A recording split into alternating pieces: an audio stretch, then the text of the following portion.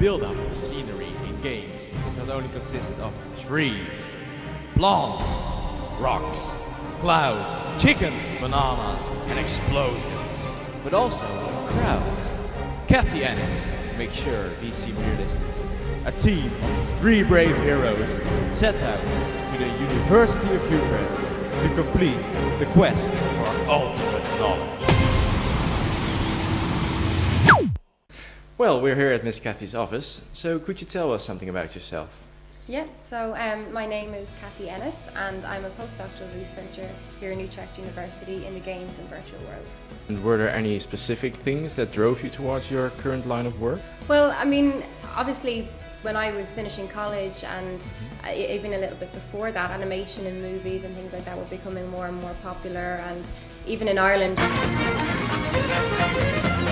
there was a huge upstart in companies that were working for, you know, that were making games or that were making animations, short animations for movies and things like that. So it did become a lot more popular in more recent years, I suppose. What exactly did you study?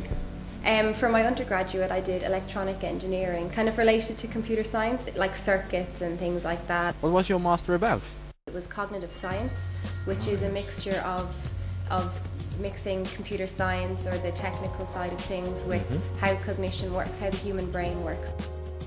So when I started my PhD in Trinity, I started on a project that looked at building a virtual Dublin. So we had a virtual model of Dublin and we wanted to populate it with people. So I worked on the crowd, worked on behaviour for the crowd for that. That's cool. Why do you find this interesting? What I found interesting is what shortcuts you can take that have the least effect on the user. So would you say that you are basically studying the threshold for when humans still accept that something looks human? That is something that's very widely researched. Have you heard of there's something called the uncanny valley, which is that we think something, the more familiar something gets, it gets to a point and then I've heard of it creepy. indeed. And why do you think that the background characters are still so integral? Why would you research this? Well, if you look at any of the crowds games that are out at the moment, I mean, you've games like Grand Theft Auto, and I mean, the background characters always just do repeated motions over and over again. You know, there's very little. They don't look like it. They're not. I mean, Assassin's Creed probably tried to break the trend with that because they had the background characters playing an important role in the game.